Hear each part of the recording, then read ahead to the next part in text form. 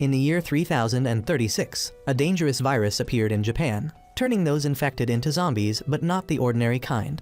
These were mutated corpses whose hearts were protected by an iron cage. The infection spread rapidly, pushing humanity to the brink of extinction. To survive, people built train stations where they could live together, commuting between stations to work and sustain their lives. Among them was Ikoma, a mechanic responsible for maintaining the steam trains. Yet, he also nurtured a dream to become a warrior who could step outside and fight those undead creatures. The first thing Ikoma did toward that dream was to create a weapon capable of breaking the iron cage that shielded the monster's weak point. However, his many attempts had all failed. His weapon had never once managed to pierce a thick piece of iron. Still, Ikoma refused to give up. The next morning, he started his day by running quickly to the maintenance workshop. There, he met and worked with his best friend, who asked how the weapon's development was going. Ikoma explained that the gun's firing power was insufficient. He didn't want to use ordinary bullets, as that would make him no different from the other warriors outside. Ikoma prioritized armor-piercing ammunition. His friend suggested adding explosives to enhance the gun's resonance. Hearing that, Ikoma felt enlightened so much that he almost wanted to quit work early and rush home to continue building it. Suddenly, Lady Ayam of the Yomakawa family came to the workshop. She was looking for someone to repair her father's steam gun, and Ikoma was called to inspect it. Although slightly irritated, he still agreed to help. As he examined the gun, Ayam noticed his determined expression and asked if he intended to become a warrior. Ikoma simply replied that he just didn't want to run away like a coward. He then asked the lady who she planned to aim that weapon at, but before she could answer, an announcement came: the Kotsujo train was arriving. Everyone was surprised, as it was a day earlier than expected. A drawbridge was lowered to allow the train to enter, releasing waves of hot steam as it rolled in, its exterior stained with blood. It likely had encountered a horde of zombies before arriving. At that moment, Lady Ayam's father arrived to welcome the guests. He explained that another station had fallen, which was probably why the train had come early. When the train stopped, inspection began. Everyone aboard was required to strip off their clothes to check for bite marks. After the inspection, it was Ikoma's team's turn to perform maintenance.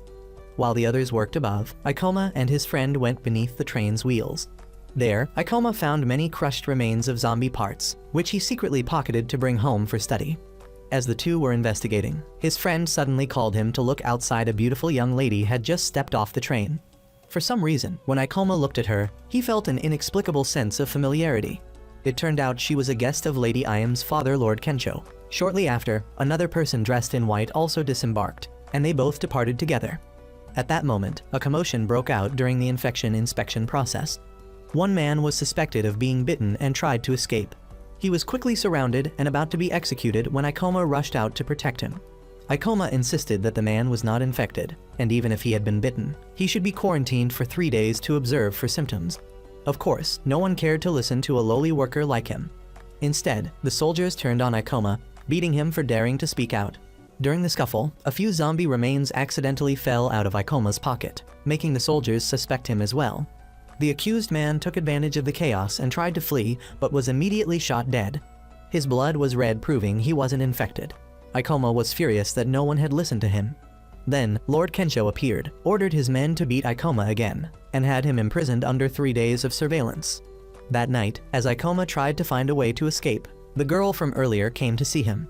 She introduced herself as Mei, a name her brother had given her, which she cherished deeply. Curious, Mei asked why Ikoma had been so sure that the man wasn't a zombie. Ikoma simply replied that he couldn't stand by and watch an innocent person die. Mei said that it was normal for humans to fear the infected. Ikoma countered, asking, "So if people are too afraid, does that make killing others normal too?" Ikoma believed that no matter the circumstances, one must never lose their humanity. At that moment, another train arrived. However, this time they were too careless and opened the bridge too early. The train was carrying a horde of the undead that rushed in at full speed. By the time they realized it, it was already too late. The bridge couldn't be closed in time, and the entire train full of corpses burst straight into the city. Naturally, the monsters flooded out like a tidal wave, attacking the townspeople as warning bells rang throughout the city. Amid the chaos, Ikoma seized the chance to escape. He ran as fast as he could back home to grab his weapon. The sounds of desperate screams mixed with roaring flames created a horrific spectacle. Mei had already left with her people, while Kensho had gone outside to hold off the monsters so his daughter could flee. Back to Ikoma, he intentionally made his hand bleed to lure the undead, aiming to test his unfinished weapon. After waiting a while, one of the zombies caught the scent of blood and followed it. Ikoma hid inside the house with his gun ready, having calibrated it and adjusted the amount of gunpowder properly. But unexpectedly, the zombie didn't enter through the front door, it jumped down from above. Even so, Ikoma managed to react in time and successfully shot through its heart. He cheered in excitement over his success, but his joy lasted less than 5 seconds before he realized he had been bitten. Meanwhile, Mei's companion had also been bitten. The man urged the lady to go to Kongakaku and await the young master's orders. Mei then departed but soon encountered a zombie from the western regions. Ikoma, on the other hand, refused to accept his fate as a mere zombie. His brain worked at full capacity. He used iron and fire to block the virus from reaching his brain, continuously driving nails into his body to prevent its spread. He had prepared for this revenge for 5 years and couldn't simply die now. The virus coursed through Ikoma's entire body, and the only thing left to do was block the blood vessel in his neck. He used a hydraulic clamp to tighten it as much as possible. With an intense will for vengeance, Ikoma swore not to give up, and unexpectedly, this worked, driving the virus away. As for Mei, the zombie rushed at her like a raging bull, but without hesitation, she delivered a kick that sent the creature's head flying, her sandal even sticking to a nearby pillar from the force. A few hours later, Ikoma regained consciousness and rejoiced that he hadn't turned into a monster. At that moment, his friend rushed in looking for him, and Ikoma happily told him that his weapon worked. The two celebrated together. Overwhelmed with excitement, Ikoma blurted out that he had been bitten yet hadn't transformed. He suggested they could study this phenomenon. Meanwhile, Mei had reached the shelter and was mapping a route to the train to escape. Outside, Lady Ayam and her warriors were battling the undead swarming the walls. Everyone was preparing to evacuate, but she told them to wait for her father's signal. However, they refused to die there and wanted to leave immediately. Mei then appeared, saying she needed someone to drive the train so she could depart with them. A girl stepped forward to volunteer. Once she had what she needed, Mei charged straight into the horde of the undead to clear a path. She grabbed one of their heads to enrage the entire swarm into chasing her, then sprinted into the city to use the terrain to her advantage. Her weapon was a pair of pistols, though not powerful enough to pierce a monster's heart in one shot, so she often pinned them against iron rods to finish them off. In just 100 seconds, Mei had cleared out the horde. The citizens followed the path she opened and boarded the train. Ikoma and his friend also made their way to the train by another route, but when they arrived, guards stopped them for inspection. His friend panicked, realizing no one would believe Ikoma's story. Just then, 2 monsters appeared, throwing everyone into panic. Ikoma planned to use this chance to kill them and prove himself, but Mei suddenly showed up and took them both down effortlessly. Ikoma was stunned by her strength. When she finished, exhaustion began to overwhelm her. She stopped for a moment before Ikoma, sensing something strange about him, but she let it pass when Ayam's group arrived. Soon after, everyone boarded the train, preparing to depart. Ayam used the key she had brought to start the engine, while Mei, drained from battle, slipped away to rest in a corner. However, just as the train was about to leave, the monsters swarmed in again and surrounded it. When the monsters reached Ikoma's place, one of them had already broken in. Without hesitation, he used his gun to take it down. However, everyone became terrified when Ikoma accidentally revealed that he had been infected. While he was trying to explain, the same soldier who had shot him before appeared once again. Without a moment's thought, the man shot Ikoma dead, then immediately ordered the train to depart. Yet when they reached the gate, it was jammed and wouldn't lower. The only option left was to manually pull the lever. The soldier from before volunteered to go down and sacrifice himself. But at that moment, someone saw a lone figure walking among the monsters. It was none other than Ikoma. He was proving that he was not a monster. Dragging his battered body, Ikoma struggled toward the lever, killing every creature that blocked his path just to show that he still had his humanity. Ikoma finally managed to pull the lever, lowering the gate, and the train began to move as he cried in despair. His best friend, unwilling to give up, threw a rope in an attempt to pull Ikoma up, but Ikoma refused and sat there weeping. Just then, Mei had recovered and jumped down. She hooked the rope to Ikoma's body, and his friend pulled him up. However, the soldier appeared again, declaring that Ikoma would eventually turn and insisting on killing him. Mei stepped in to stop him, saying that Ikoma wasn't an undead, he was a half-undead. To prove it, she showed that she too was infected. She warned that if he continued acting hostile, she wouldn't hesitate to kill him. At that moment, Ayam arrived and intervened. Ikoma said that if they wanted him to leave, he would comply, but Mei hit him and told him to stay. She made a deal with Lady Ayam. If they took her to Kongakaku, she and Ikoma would stay confined in one carriage and not go anywhere. Ikoma, being stubborn, tried to jump out, but Mei kicked him into the wall and knocked him out for a while. In the days that followed, the train continued moving forward. Food supplies gradually ran low, and many feared that the next station wouldn't accept them. Meanwhile, Ikoma had a nightmare about his little sister being devoured. He woke up in shock to find himself beside Mei, his wounds miraculously healed thanks to his undead physiology. Ikoma asked Mei why she was heading to Kongokaku. She replied that her brother was waiting there and that it was something important. Mei then asked Ikoma in return, and he said that the place was the frontline research base on the undead he believed they could help with his current condition. Since both shared the same destination, Mei suggested they work together. Because of her condition, she would become fatigued after fighting and needed to rest to recover, during which Ikoma would serve as her shield. The first step in their cooperation was Mei training Ikoma in combat. Of course, as a mechanic and a bit of a bookworm, Ikoma could only take beating after beating. Up in the front carriage, Ayam was also facing problems. Many passengers wanted to expel Ikoma and Mei, and on top of that, some of the elderly insisted on stopping the train to hold funerals for the dead. Back to Ikoma after getting beaten to exhaustion during training, they took a short break. Ikoma then asked about the cord around Mei's neck. She said it was probably the same as his to prevent the virus from reaching her brain and that she only removed it during battle. Just then, Mei sensed the presence of undead nearby, grabbed her blade, and ran toward the front of the train to search. Her sudden action caused panic among everyone. The soldier appeared again to warn her, but Mei ignored him and continued looking around. Amid the tense atmosphere, the train's mechanic appeared, reporting that the water tank had cracked and wouldn't last until the next station. This forced them to stop to collect water. The train halted at a curve, and the mechanic announced that refilling would take until morning, so they would need to take turns keeping watch. Ayam used the opportunity to allow the elderly to hold a prayer ceremony. That night, everyone gathered to pray for the dead, while Mei and Ikoma stayed inside their carriage. They shared stories and realized they had both lost their families to the undead, so neither felt the need to pray. Mei curiously asked about the object Ikoma always held in his hand. He showed her a small river stone he and his sister had picked up when they were children. In fact, there were 2 stones. The siblings had split them as charms to protect each other. Ikoma then recalled that 5 years ago, monsters had broken through the station where the 2 of them lived. Adults fled in terror, leaving the children behind, and he lost his little sister in that instant. At that time he had been afraid and ran like a coward. When he returned, his sister had become one of them. Ikoma wept as he apologized and was forced to put his sister down himself. Ikoma remembered that moment. Even if they died, he should have conquered his fear and fought. Now, no matter how much he hated himself, he could not bring his sister back. After hearing this, Mei dismissed it as an ordinary story, because in the current world, the weak die and the strong survive. That was painfully obvious. Just then Ayam approached. Mei sensed a few people outside who wanted to kill her and said she wouldn't hesitate to kill them. She rushed out ready to fight, but Ayam stopped her, so Mei turned away. Ayam then answered Ikoma's earlier question about who she would point the gun at, as someone responsible for the people. She had drawn a knife and stabbed Ikoma. She asked why he did not resist. Ikoma refused because he had already sworn not to run. Even if he could save himself, he would not sacrifice anyone else. Her enemy was the monsters outside, not him. Therefore he must not die. He must live, live to kill, live to avenge. After Ikoma's declaration, those who wanted to kill him fell silent. They accepted that he was not their enemy and left. Inside, Ikoma thanked Ayam for helping him out of the encirclement, but suddenly he collapsed, causing Ayam to panic.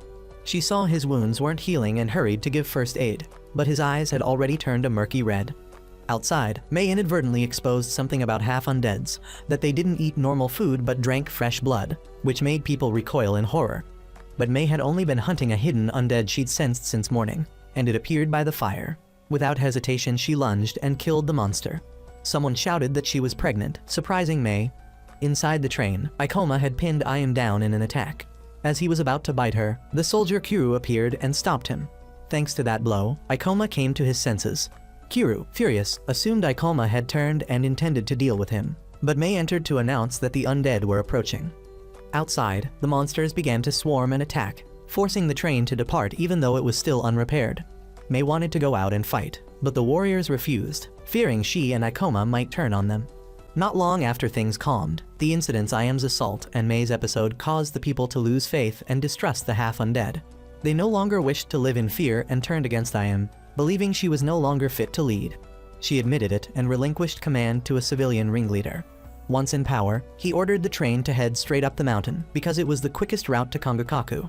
The guards protecting Ikoma like his friend and the girl were pushed back to the last carriage with Mei and Ikoma.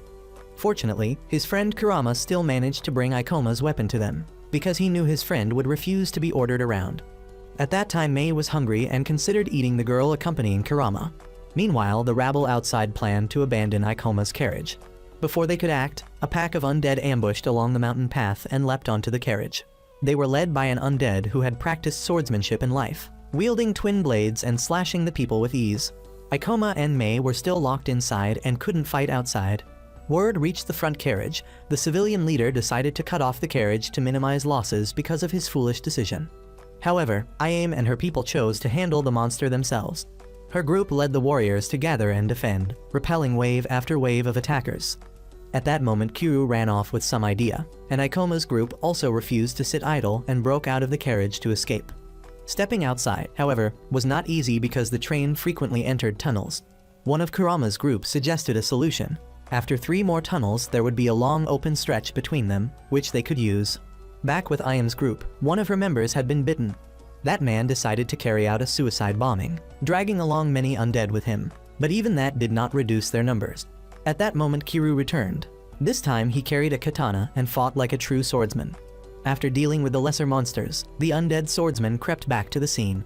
Naturally, with its superior physique, it pressed Kiryu from the start of the fight to the end. At one point, Kiryu managed to shove it to the edge of the carriage and thrust his blade into its heart, but the creature's body was so tough the sword broke.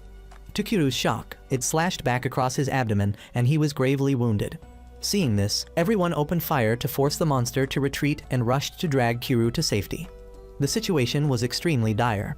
Mei and Ikoma were also rushing toward the front carriage, but after fighting for a while, Mei grew exhausted and hungry and had to yield the fight to Ikoma.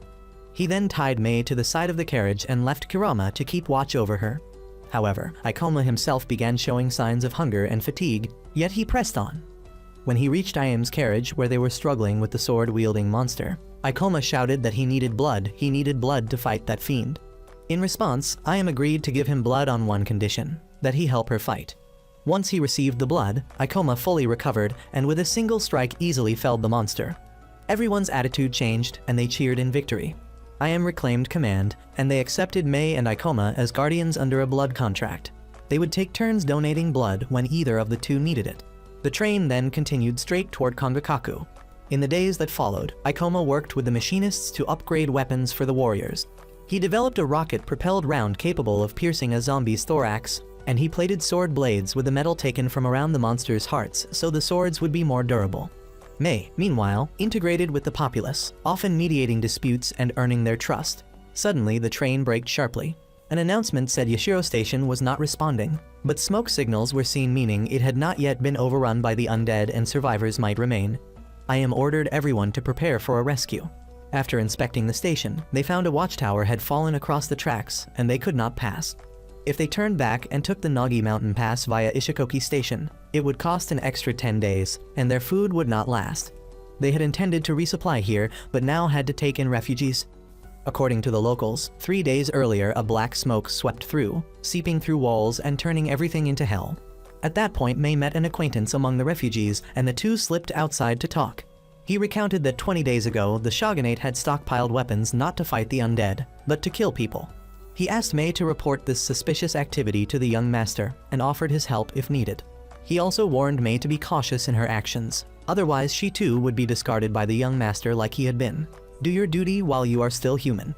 In the strategy meeting, Ikoma proposed that if they reached the boiler room at the center of the station and fired it up, the central steam mechanism would operate and they could use it to clear the fallen tower from the tracks and proceed.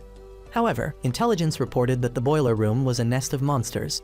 Ikoma then suggested an alternate route circling the crane, a little farther, but they would only face attacks along a single line, and with Mei participating the success rate would be very high. Ayame agreed to the plan. Mei spoke up, saying she would join but not fight alongside the others, she only needed to go straight to the boiler room. The cowardly would take the long detour, she said, and she refused to fight with cowards. Ikoma argued that it wasn't cowardice but a way to minimize casualties, but Mei shoved him and accused him of being afraid of infection. She insisted she would not go the long way and told everyone to just follow behind her. After saying that, Mei walked away. Everyone began to waver, but Ikoma reassured them that his weapon would work. With no other choice, Ayame placed her bet on this risky plan. When she returned to the train car, May discovered that the dog raised by the children had died from its severe wounds. May muttered that at least the dog was lucky it could die before being abandoned, because an injured dog was useless anyway. Her words drew the anger of everyone around. Realizing she had gone too far, May quickly ran off. Things weren't much better for Ikoma either, as Kirama trembled like a leaf when asked to help with the plan. Fortunately, the man who had assisted Ikoma earlier agreed to lend a hand. Once everything was set, Ikoma returned to the carriage to find May, having noticed her strange behavior since morning. He asked why she refused to fight alongside the others. She replied that she was fighting, she just wouldn't follow his plan. Ikoma raised his voice, saying she could do as she pleased but must stay away from the boiler room. There was no reason to rush straight into the heart of the enemy's nest. Then the operation began. The train moved closer to the station's center and came to a stop. Seeing no sign of undead, everyone disembarked. After sending Kirama and their friend to handle the control crane, Ikoma and the others proceeded forward. Judging from the wreckage and the fallen tower, Ikoma concluded that it must have been the work of the black smoke monster the locals had mentioned. At that moment, he saw May act on her own again, running toward the boiler room, forcing his group to follow her. By then, May had already reached the undead nest. She began with a barrage of smoke bombs, then danced through the battlefield, slashing down one monster after another. Unexpectedly, this time she was wounded, and the monsters pressed forward without giving her time to recover. When Ikoma's group finally arrived, May had already wiped out all the enemies. She mocked them for being slow and told them to hurry with their work. However, as one of the warriors peered outside to check, a wave of black smoke swept in, bringing another horde of undead. They soon realized killing the undead inside achieved nothing, it only made them more agitated. May tried to salvage the situation, insisting she could still fight, but Ikoma told her to shut up so he could speed up the activation of the boiler. Once Kurama's signal came, they activated the crane to pull away the fallen tower. Everyone quickly retreated, but May disappeared. Ikoma had no time to look for her. He rushed back to his friend, told him to return to the train, and stayed behind to operate the crane himself. The undead began to swarm from the ground, piling up like a mountain to climb higher. The train started moving to escape. Ikoma held the crane lever as long as he could. Looking outside, he saw May still fighting, her movements slowing as she reached her limit. Then a sword-wielding monster appeared, knocking her weapon away and hurling her deep below. Ikoma was forced to abandon the crane, stopping the train's movement, and leaped down to rescue May. She was unconscious from exhaustion.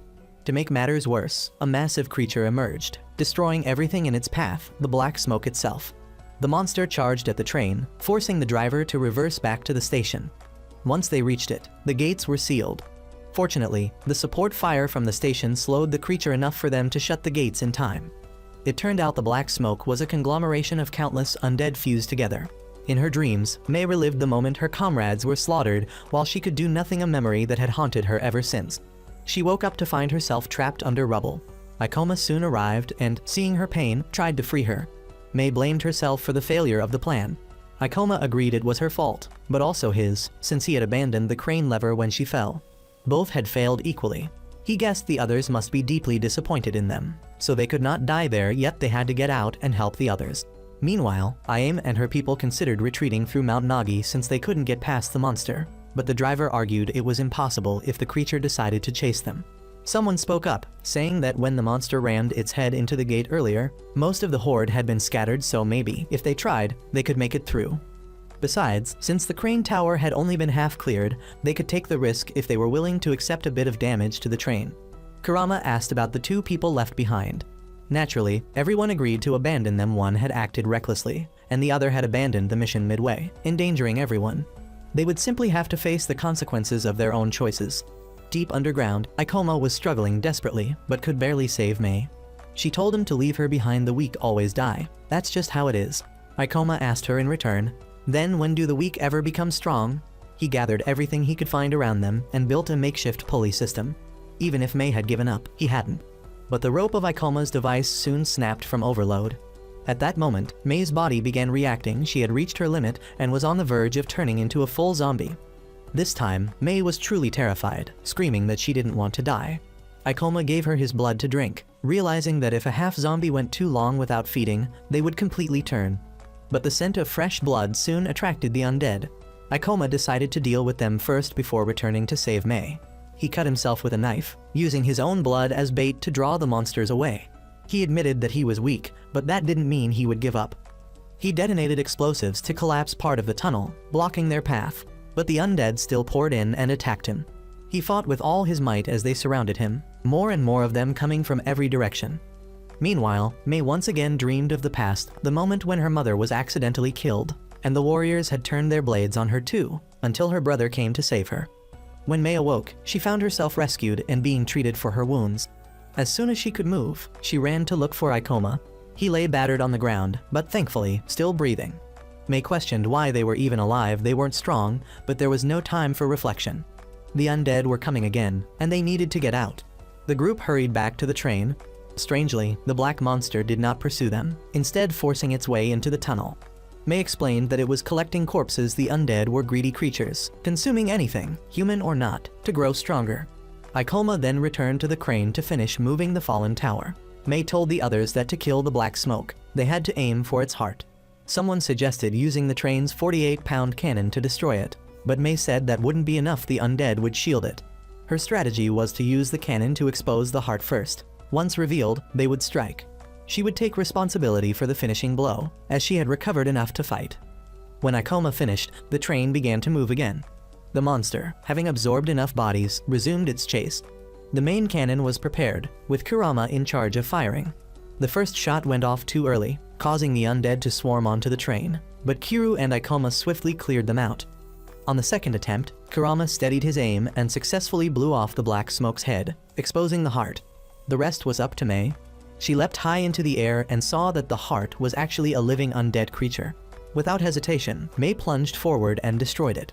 She succeeded. A massive explosion erupted, sending her flying, but Ikoma caught her in time. The group had finally escaped the station. In the days that followed, Mei was seen teaching Ikoma a technique called Kapao Kapao, a move she had learned from Kiryu.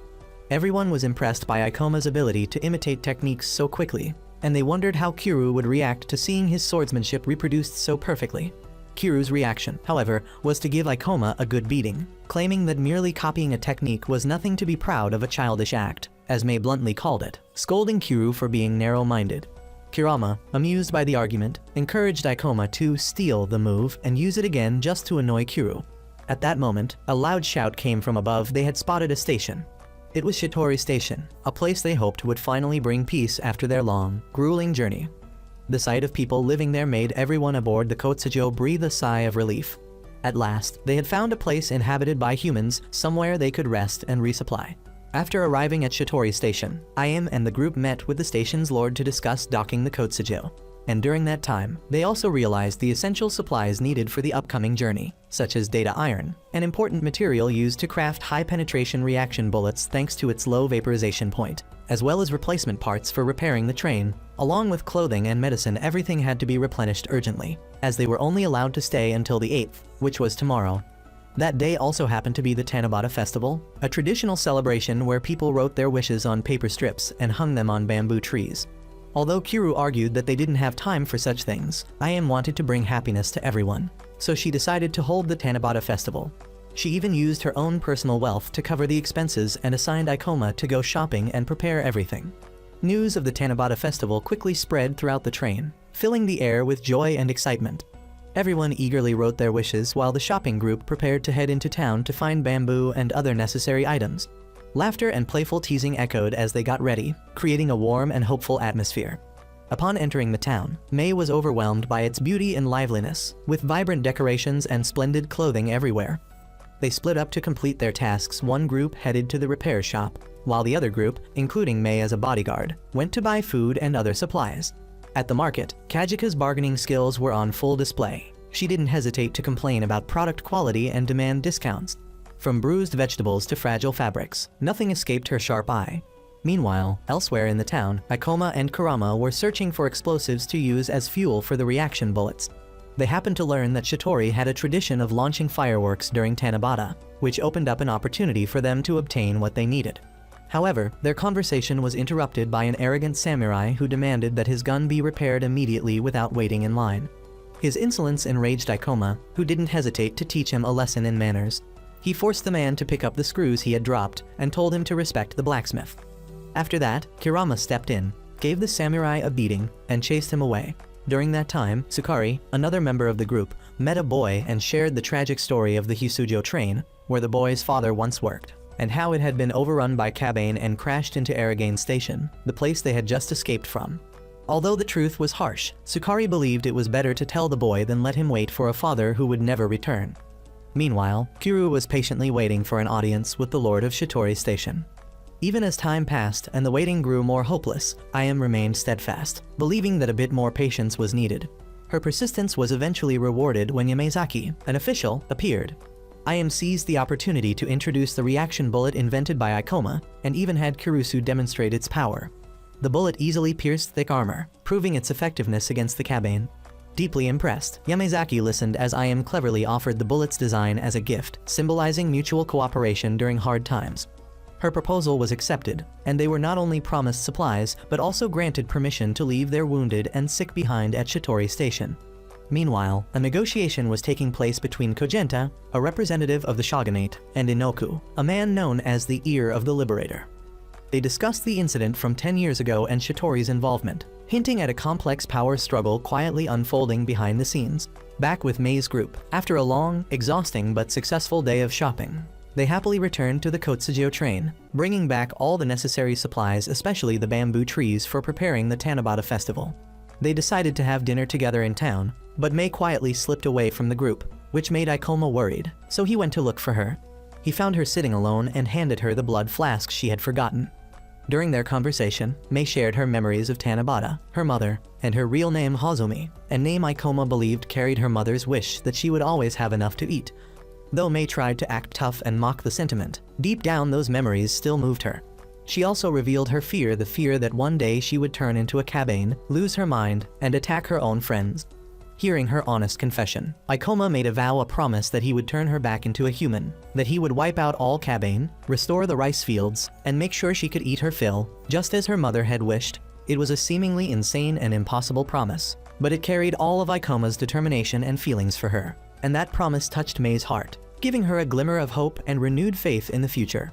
When they returned to the train, the Tanabata festival spirit filled every corner. Everyone happily wrote their wishes on paper strips and hung them on the bamboo trees. Even Kiryu, though embarrassed, joined in, but refused to show anyone his wish for fear it wouldn't come true. Ikoma wrote down his own wish, a grand and ambitious one, to destroy all Kabane and reclaim every field and station. Though some thought it was too far-fetched, Ikoma believed that mere survival wasn't enough. He wanted more. His wish inspired the others. Ayame also wrote her wish to reopen Aragane Station, a wish that reflected her sense of duty and love for her hometown. Other wishes appeared as well, from wanting 3 beautiful wives, to becoming a teacher, to owning a Hyojiro train of one's own, each reflecting their individual hopes and dreams amid hardship.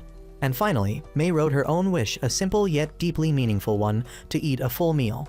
A wish that echoed Ikoma's promise and the deepest desire in her heart for a peaceful and happy life. The next day, Ikoma thought about Mei's brother, believing he was the one who had taught her that the weak must die while the strong survive, and that she had abandoned her old name because of him. Just then, a commotion erupted outside. The arrival of a powerful army known as the Hunters drew everyone's attention. They were an independent force specializing in exterminating Kabane, led by a handsome and authoritative young man named Biba, the son of the shogun. His appearance caused quite a stir, and Biba turned out to be Mei's older brother, the one she had always admired and waited for. Mei joyfully ran to him, but Biba seemed distant and cold, only asking whether Mei had completed her mission. When he learned that Shimon had died, he showed no sign of sorrow. His demeanor and presence made Ikoma suspicious. He needed to confirm whether this man was truly a hero. Amid the loud cheers of Biba-sama, the savior, and long live Biba, Mei eagerly introduced her adoptive brother to her friends aboard the Kotsujo, mentioning that there was another half-Kabane like her on the train, a strange young man named Ikoma, a detail that caught Biba's attention. At that moment, Ayame arrived and introduced herself as a member of the Yomakawa family, also revealing her kinship with Elder Dojin Makino, unintentionally showing that they were also heading toward Kongokaku just like Biba. She expressed her gratitude toward Mei and was surprised to learn that Mei was Biba's sister.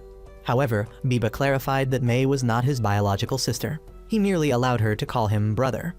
Mei proudly pointed at Ikoma, introducing him as her shield, but contrary to her expectations, Ikoma did not act friendly.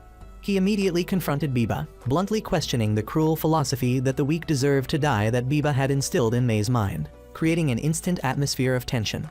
Yet Biba calmly diffused the situation by suggesting that May go for a medical checkup and inviting Ayam and Ikoma into his carriage to talk privately. Inside the Kokujo train, Biba revealed a different side of himself as he personally fixed a technical malfunction, unbothered by the possibility of getting his clothes dirty, remarking that fighting Kabane was already a filthy job by nature. Meanwhile, elsewhere, Kiryu was provoked by one of Biba's subordinate, Horobai, who easily disarmed him, a display meant to show off the superior skill and power of the hunters. The conversation between Biba and Ikoma resumed, centered on their opposing views about survival. Biba defended his philosophy, claiming that the strong surviving and the weak perishing was simply the law of the world. Yet, he insisted he had no intention of abandoning the weak. Instead, he sought to save them by teaching them to become strong and to fight for themselves.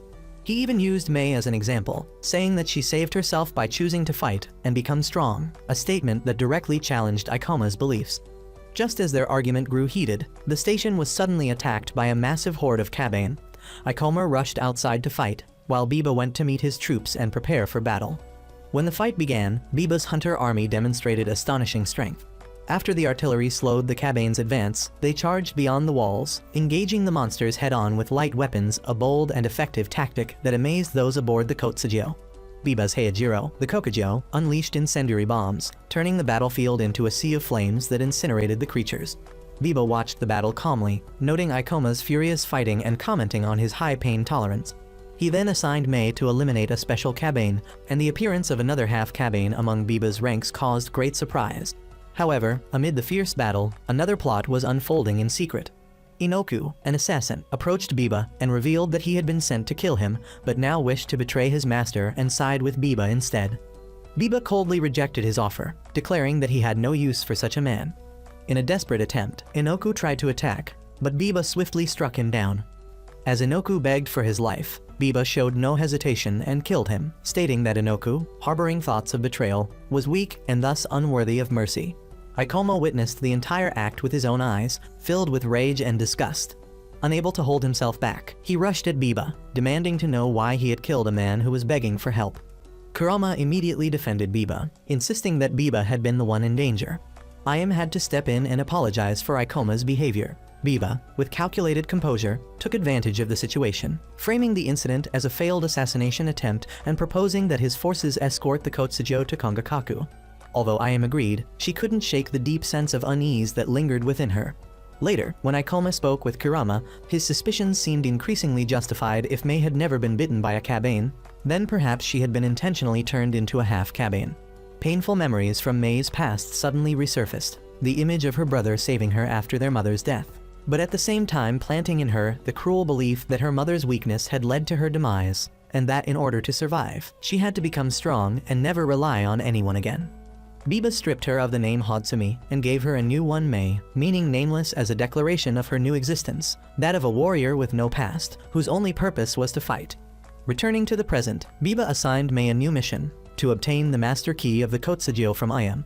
He skillfully provoked May's pride by asking whether Ayam was stronger than her, a question that struck directly at her desire to prove herself and gain her brother's recognition. Meanwhile, Biba's conspiracy was becoming increasingly apparent. He confronted Hiratsuka, who had been involved in the assassination attempt, and forced him to reveal the mastermind behind it. The truth about the betrayal 10 years ago, when Biba's army had been abandoned to die at the hands of the shogun, was finally exposed. At the same time, Ikoma and the others discovered an even more horrifying fact. Biba was transporting a large number of Kabane on his train, the Kokujo. May then went to meet Ayam to demand the key. When Ayam hesitated, May became aggressive, convinced that she could easily overpower the weak Ayam. However, Yukina cleverly intervened, handing May a fake key to ease the situation. Yet, Biba quickly discovered the deception and realized that the people aboard the Kotsujo still did not fully trust him. At that moment, Ikoma went to the cargo carriage filled with Kabane and confronted May. He told her what he had found, and May admitted that she was aware of it, but believed it was for the purpose of studying the enemy. When Ikoma pressed her, asking whether she had been turned into a half Kabane through that very technology, May broke down in tears and confessed that she had personally asked her brother to do it, because she wanted to become stronger and refused to be weak like her mother. A heated argument erupted between them. Ikoma called Biba a coward who killed others only to conceal his own fear, while May stubbornly defended her brother, insisting that he was right and that liars like Ikoma would never understand their philosophy. May's bitter words deepened the wound in Ikoma's heart. He silently walked away, with only one image lingering in his mind, the smile Biba wore when he killed Inoku. A smile devoid of fear or remorse, filled only with satisfaction and cruelty. Ikoma finally understood that Biba was no hero, he was a demon. When the train approached Iwado Station, the final checkpoint before reaching Kongakaku, they were suddenly ordered to stop by the local samurai, under a direct command from Kongakaku itself, forbidding Biba's Karikatashu army from passing through. This clearly showed the shogun's fear of Biba and his growing power. Yet Biba seemed to have anticipated this situation and was fully prepared. While everyone on the Kotsujo felt somewhat relieved, thinking they might finally escape Biba's control, Ikoma grew worried for Mei, who remained by Biba's side. Ayame shared this concern, believing Mei should not stay in such a dangerous place, and Ikoma promised he would bring her back. Meanwhile, Biba had devised a secret plan. He explained to Mei and Horobai that this plan would bring happiness to everyone, and to succeed, he needed their help. Lord Mida of Iwado agreed to a meeting, but imposed a condition: only women and children would be allowed to accompany them, a condition Biba had foreseen and intended to exploit for his scheme. With the intuition of someone about to face death, Horobai questioned Biba, asking whether he planned to sacrifice her for Mei's return, and whether she was destined to die that very day. Meanwhile, during the meeting, Lord Mida expressed regret for his harsh condition, but explained that it was the only way to arrange a secret meeting with Biba, who was said to want to discuss the issue of food supplies. Mida believed that Biba had long since put aside his grudge against the shogun, since he had spent the past 10 years fighting the Kabane for the sake of humanity. This blind faith allowed Biba's plan to unfold perfectly. Elsewhere, as Mei waited for the moment to act, she mocked the guards, claiming they could never stop them, but Biba immediately warned her not to be overconfident, because death always came unexpectedly, a warning that seemed to foreshadow Horobai's fate. The meeting finally took place. Biba, with his composed and courteous demeanor, introduced himself, while one of Maida's subordinates, Itagaki, remained wary and pointed his gun at him. Biba cleverly used Mei as a distraction when she suddenly asked to go to the restroom, creating the perfect opportunity for her to move into position. Once she was ready, Mei mercilessly attacked the guards and lowered the drawbridge, opening the way for Biba's train, the Kokujo, to enter the station. Her actions triggered utter chaos as Biba released the Kabane he had been transporting, turning the station into a living hell. In despair, Mida confronted Biba, only to receive a cold declaration that it was the shogun who had betrayed Biba first. Meanwhile, innocent civilians suffered the horrific consequences of the massacre. Amid the chaos, Ikoma faced a dire situation when the group became trapped and separated. Though he desperately wanted to chase after Mei and bring her back, he was urged to prioritize survival and return to the others. Kirusu went searching for Ayame, who was still trapped elsewhere. When Mei witnessed the catastrophe she had helped cause, she was overcome with guilt and fear, but upon seeing a child in danger, she didn't hesitate to risk her life to save them. Meanwhile, Biba approached Ayame and invited her onto his train, claiming he wanted to treat her friend. The other survivors, in their panic, scrambled onto an unmanned train to escape, unaware that they were walking straight into an even deadlier trap. On board the Kokujo, Horobai, the loyal half-Kabane woman, was used as a sacrifice to create a monstrous being, the Black Cloud, known as Nu, an artificial hybrid weapon with a half-Kabane at its core, designed by Biba as a tool of mass destruction to execute his vengeance. The creature's terrifying power easily destroyed the gates and wrought immense devastation. When Kirusu found Ayame, he tried to rescue her but was obstructed. Ayame threatened to destroy something valuable to force the soldiers to release her. But at that moment, Horobai, having completely transformed into a monster, attacked Biba and everyone nearby. Biba personally ended the life of his loyal subordinate, while Ikoma was captured and brought aboard the train. He was restrained by Biba's men, who extracted his blood and warned him that they only cared about his blood and would not hesitate to kill him if he resisted. Finally, Biba stood before everyone and proclaimed that he would liberate all things, lands, people, and even their fears by destroying the shogun's castle at Kongakaku, which he called the symbol of humanity's cowardice. As cries of liberation echoed through the air, Mei was struck by a devastating realization. Everything her brother had ever told her, all his promises and ideals, had been lies. Inside the cramped, suffocating carriages of the Kokujo, tension grew as the prisoners were separated and relocated. Sukari, a cowardly traitor, shamelessly declared that his policy was simply to follow whoever was strongest, while Kirusu attempted to pass something important prepared by Yukina to Ikoma. In that moment, heartbreaking scenes unfolded. A man begged for mercy for his wife, volunteering to give his own blood in her place, even offering enough for 4 people just to save her life. But his act of love was mocked and humiliated by Warabi, who took cruel pleasure in belittling him. Even an overweight woman became the target of his bullying. Despite being closely watched, Ikoma managed to signal to Kurusu that they would act the following night when the soldiers came to draw blood. That would be the moment their rescue and revolt would begin. Meanwhile, elsewhere on the train, Ayam was forced into a tense negotiation with Biba. He demanded that she persuade her uncle, Elder Makino, to open the gates of Kongakaku and arrange a meeting between him and his father. For the sake of everyone's safety, Ayam reluctantly agreed, but she questioned Biba about his true intentions. Biba then revealed his tragic past. 10 years earlier, when he was only 12 years old, he had been entrusted with commanding an army of 400,000 soldiers to Kyushu to eradicate the Kabane. They fought bravely and nearly succeeded, but suddenly their supplies of food and weapons were cut off, leaving them stranded and slaughtered by the Kabane. The one behind it all was none other than his own father, the shogun. Thus, Biba's ultimate goal was revenge. He sought to personally punish the father who had betrayed him. In the carriage where the prisoners were held, Ikoma laid out a detailed plan to his comrades. Their objective was to seize control of the Kokujo's engine room, the heart of the train, and to do that, they needed to steal the key from a soldier who delivered blood to the Kabane storage carriage each night. Though the plan was risky, they had no other choice. Their lives and the safety of Kongakaku were at stake. Beyond rescuing Ayam, Ikoma was also determined to bring Mei back whether she wanted it or not. When Kurusu curiously asked whether Mei reminded him of his late sister, Hatsune, Ikoma firmly denied it, yet eventually admitted his true feelings. He felt as though a voice inside him was urging him to save Mei this time, to stop running away. Kurusu realized that this voice didn't come from any supernatural force, it came from Ikoma's own heart, a truth that revealed just how deeply Ikoma cared for Mei. Around the same time, Mei confronted her brother. She questioned Biba about drawing blood from the passengers of the Kotsujo. Biba responded with a cryptic question, asking what a Kabane truly was. He claimed that the existence of the Kabane had merely revealed the true enemies that must be destroyed. When Mei appeared confused, Biba asked whether she was afraid of him, a question that signaled a growing rift in their relationship. Yet Biba soon softened his tone, gently assuring her that he wouldn't harm those aboard the Kotsujo as long as they didn't resist. The promise soothed Mei, but behind it lay a dark scheme. Biba secretly ordered his subordinates that Mei needed to be properly corrected. Meanwhile, Ikoma's group was busy preparing for their uprising, unaware that danger was already closing in. When the time came, Ikoma and his companions put their plan into motion. With Kurusu's help, Ikoma staged a disturbance to create chaos and distract the guards. After stealing the keys, Kurusu quickly unlocked the prisoners' cells, and together they launched their revolt, catching everyone by surprise.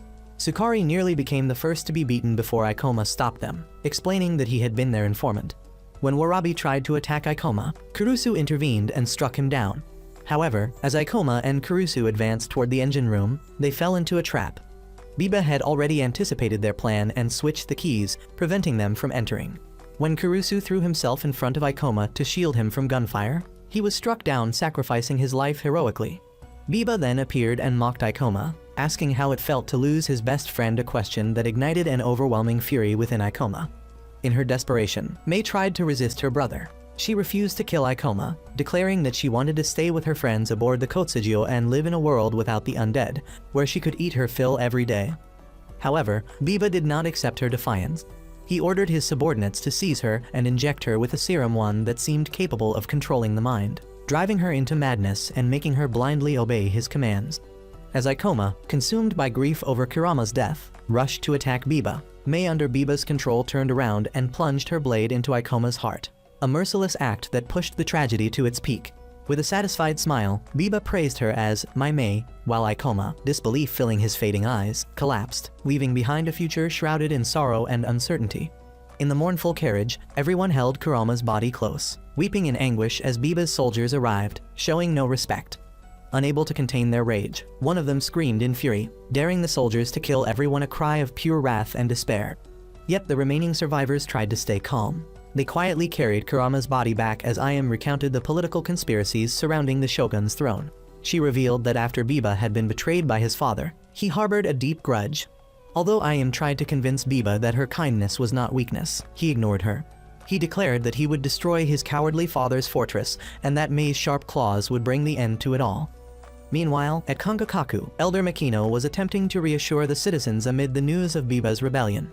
He boasted about the fortress's impregnability, comparing it to a divine bird that could never be defeated. But behind his bold words lay the concealment of a dangerous truth. Makino knew about the black smoke monster that Biba had created but chose to keep it secret. fearing that the revelation would spark unnecessary panic. That fatal decision planted the seeds of an even greater catastrophe. Back with Ikoma, he was drowning in grief and despair, blaming himself for Kurama's death and believing that all the tragedy stemmed from his actions. He even thought that Mei had become miserable after meeting him, and that he had failed to keep his promise to turn her back into a human. The pain and guilt nearly crushed his will to fight. At that moment, the Kotsujo now under Biba's control suddenly appeared at Kangakaku. Ayame, forced to act according to Biba's script, announced that she had captured Biba and demanded permission to let her people enter the city. Although Makino had some doubts, he still agreed, allowing Ayame and Biba to meet the shogun, while the others were detained under Kangakaku's strict inspection procedures. Around the same time, Ikoma encountered Kurusu, who had escaped Biba's grasp. When Kurusu learned what had happened, he was furious and berated Ikoma as a coward who had run away. But at that moment, one of Biba's captured subordinates, held by Kurusu, recognized Ikoma as a feral half-undead and noticed the wound on his chest, the one inflicted by Mei. Afterward, Kurusu made his decision. He would continue fighting, no matter how broken Ikoma had become. In the main hall of the castle, the fateful meeting between Biba and his father finally took place. Biba returned the only memento his father had ever given him, as a reminder of the past, and then begged his father to end his life with his own hands. Biba then began to sow doubt and fear among those present, claiming that he could distinguish the undead hidden among the crowd and immediately pointed to one man, falsely accusing him of being one of the undead, plunging the hall into chaos and suspicion. In the end, it was the shogun himself who killed the man he believed to be an undead, and when Biba revealed that the shogun had already been turned into one, chaos erupted. People began attacking each other, and though Ayame tried to stop them, she was powerless. With a cruel smile, Biba revealed his entire plan. He had used a toxin to turn the shogun into an undead, and then unleashed the undead he had brought with him into the city, turning Kangakaku into a living hell. In his desperation, Makino tried to fight back, but was brutally slain by Biba's own subordinates. Meanwhile, Ikoma was still drowning in despair until the old prisoner revealed the horrifying truth. Mei was going to be transformed into a new, and the only way to save her was to inject white plasma directly into her heart. The old man also explained that the wound Mei had inflicted on Ikoma, though severe, had not been fatal, a sign that part of her humanity still remained and that she had intentionally spared his life. This truth reignited the fire of hope within Ikoma. He decided not to give up and demanded that the old man inject him with black plasma, a substance that stimulated the undead virus and amplified its power. Though he knew it would burn through his life in a short time, Ikoma didn't hesitate, for his only goal now was to kill Biba and save Mei.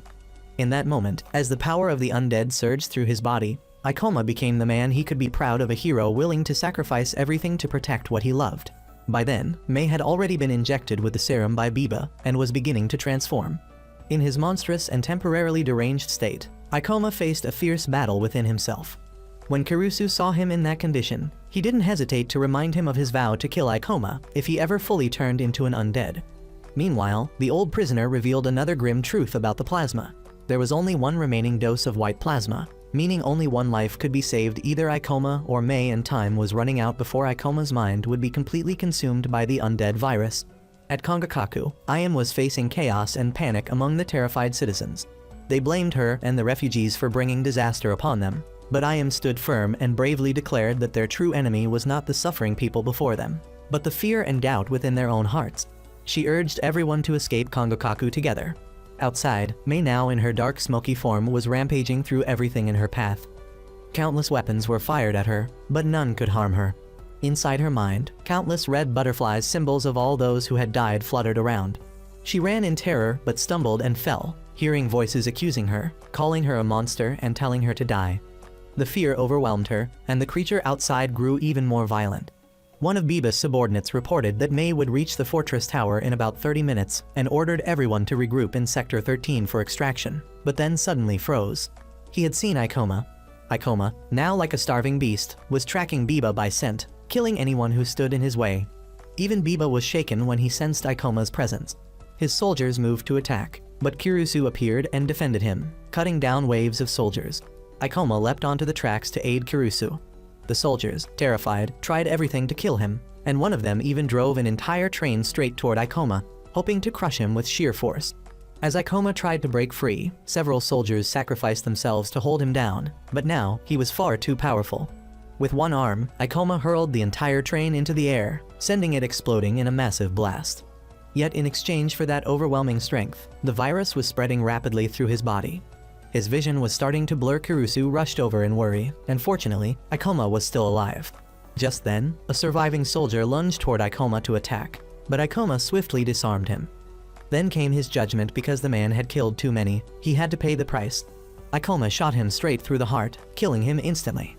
Meanwhile, after learning what had happened, Biba's men arrived and handed him a vial of white plasma as a safeguard for the worst-case scenario. Biba ordered the remaining men to rescue their comrades and evacuate once everything was over. As for Kurusu, he decided not to let Ikoma's efforts be in vain. He chose to let Ikoma live and told everyone else to retreat while he stayed behind alone to face him. Mei, on the other hand, was still relentlessly firing, and debris from the explosions began falling toward Ikoma and Kurusu, separating them. Kurusu found himself surrounded by a horde of monsters, but he shouted that he would be fine and told Ikoma to go and save Mei. Hearing that, Ikoma nodded and ran off. As he ran, he called out Mei's name. Inside her mind, Mei was still tormented by inner conflict, haunted by a voice telling her she had to be strong to survive, that her weakness could never return, that it was gone forever. As she sank deeper into despair, a blue butterfly appeared, the voice of Ikoma calling out to her. She immediately responded to him, and the creature outside suddenly stopped moving and collapsed. Ikoma seized the moment, trying to inject her with the serum, but just then, Biba appeared, ready for their final confrontation. By this time, Ikoma had already reached his limit. His vision was fading. As Biba approached, drawing his sword, he said he had long awaited a fearless soul like Ikoma. The final battle between Ikoma and Biba began, fierce and brutal. Both clashed with all their remaining strength, but exhausted, Ikoma was thrown back. Even so, he forced himself to stand again. Biba, noticing the black veins spreading through Ikoma's body, realized he had used black plasma. He asked whether such a sacrifice was truly worth it. Ikoma answered firmly that it was because he had promised to save Mei and turn her human again. Biba struck, sending Ikoma flying once more, and when Ikoma tried to rise, he was stabbed straight through the chest. Around Mei, the red butterflies reappeared, but amidst the red glow, a single blue butterfly shone brilliantly. It was Ikoma. That light reignited Mei's will to live. Ikoma, though gravely wounded, had managed to shift the blade so it pierced his shoulder instead of his heart. Roaring in fury, he shouted, "Biba, because of you, I lost my friend." Ikoma snapped Biba's sword and charged at him. Biba managed to counter, breaking Ikoma's arm, making him scream in agony, but Ikoma didn't stop. Once again, he unleashed a surge of power that sent Biba flying. Now, the only thought left in Ikoma's mind was Biba. "I'll kill you," he growled. For the first time, Biba felt fear. But the price of Ikoma's strength finally came. He had completely lost his sight. Biba seized the opportunity and silently approached him, not making a sound. When he got close enough, Mei's voice called out to Ikoma, guiding him. Ikoma turned instantly and fired his gun, blowing off Biba's arm. The warlord collapsed to the ground. Following Mei's voice, Ikoma stumbled toward her, injected the serum into her heart, and Mei was freed from the monster's form. The dark creature melted away, transforming into countless blue butterflies. The battle was over. When Mei awoke, she had returned to normal and found a small stone in her hand identical to Ikoma's. Ikoma lay motionless nearby, his fate uncertain, most likely dead. But to make sure, Biba, barely clinging to life, dragged himself closer, intending to stab him again. He fired at Ikoma, but Mei stepped in to stop her brother. When he lunged at Ikoma, Mei was forced to strike down the brother she once admired. In his final moments, she told him that they were still weak but alive, that everyone was rebuilding fields to grow rice and fill their stomachs. That was the future she wanted to pursue. She also renounced the name Mei that he had given her. "Now, I am Hazumi," she said. Everything had finally come to an end. Yet the undead still remained. Elsewhere, IM was leading the evacuation of the civilians. According to the map, they would escape via Route 6, though the conductor was unsure whether the railway was still intact. But IM believed there would still be a path because Biba would have left a way out for his comrades. At that moment, his men appeared and offered to guide IM to safety in exchange for temporary shelter on the train. This proposal was immediately met with opposition, as they had killed far too many people. However, IM still agreed, reasoning that if they had truly wanted to, they could have simply taken the train by force. Outside, Kurusu had found Hazumi and Ikoma. Seeing the state Ikoma was in, Kurusu knew the boy had little chance of surviving. But Hazumi remained optimistic, believing he would wake up. Just then, IM's voice came over the broadcast system, instructing everyone to gather at the railway foundation of Track 13, where the train would pick them up. Kurusu then began carrying Ikoma toward the rendezvous point. determined that even if he died, at least his body would have a proper burial. At Iam's location, the train had started moving once more. The roaring sound of the engine echoed through the air as they spotted Hazumi's group approaching. They timed it perfectly for the group to jump aboard, first tossing Ikoma over, then Hazumi, and finally Kirusu. Once everyone was safely aboard, the train accelerated away from the station. Inside, everyone was deeply worried about Ikoma, who was in critical condition after using the black serum. Hazumi cried out in anguish, calling him her shield and refusing to let him die. Then, as if by a miracle, Ikoma suddenly regained consciousness. Hazumi couldn't believe her eyes until she realized that Ikoma's body had been restored by the white serum Biba had left behind. It was likely that when Biba shot Ikoma, he had also injected him with the serum, leaving behind one final gift, a symbol of sacrifice and the selfless love of the brother Hazumi had once cherished. Finally, she returned to Ikoma the small stone he had dropped, the one he had always carried with him, a symbol of their memories and the promises they shared. As the Kotsujo departed from Kongakaku, carrying the survivors and their newfound hopes, a new chapter of their journey began, a journey to seek a brighter future, a world free of the undead, where people could finally live in peace and happiness. The anime ends here. Farewell.